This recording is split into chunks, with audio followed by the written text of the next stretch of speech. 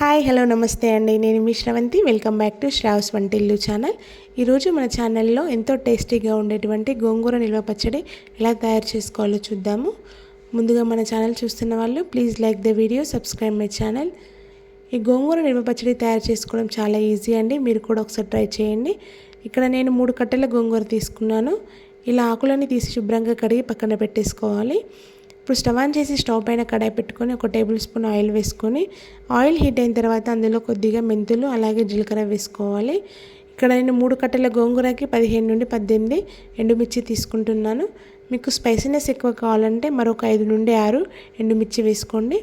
అలాగే 7 నుండి 8 వెల్లుల్లి రెబ్బలు కూడా వేసుకొని మంటను లో ఫ్లేమ్లో ఉంచేసి మరొక 2 నిమిషాల పాటు కుక్ చేసుకోవాలి.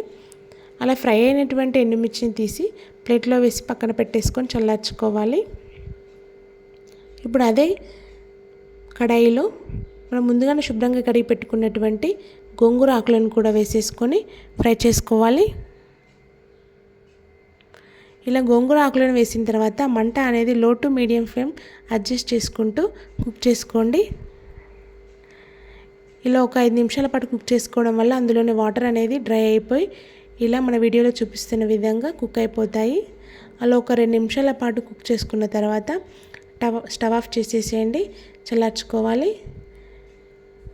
ఇప్పుడు ఫ్రై చేసి పెట్టుకున్నటువంటి ఎండుమిర్చిని ఒక మిక్సీ జార్లో వేసేసుకోవాలి. అందులోనే మన టేస్ట్కి తగ్గట్టుగా సాల్ట్ కూడా వేసేసుకోవాలి. సాల్ట్ వేసిన తర్వాత ఒకసారి గ్రైండ్ చేసుకోండి.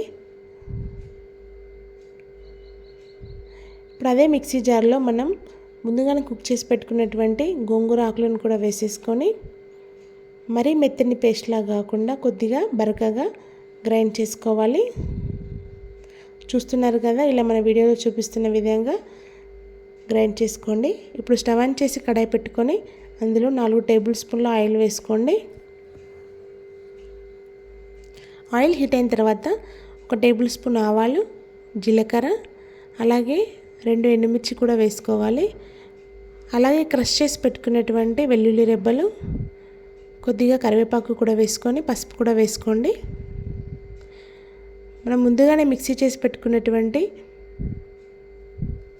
గోంగూర పచ్చడిని కూడా ఇందులో వేసేసుకోవాలి. ఆయిల్లో మంట అనేది లో ఫ్లేమ్లో ఉంచేసి పచ్చడిని ఇలా కలుపుతూనే ఉండాలి కంటిన్యూస్గా.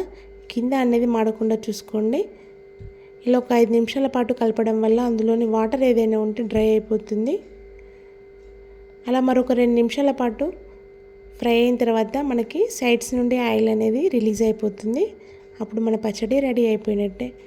చూసారు కదా, మన గోంగూర నిల్వ పచ్చడి రెడీ అయిపోయినట్టే. ఇప్పుడు స్టవ్ ఆఫ్ చేసుకోండి.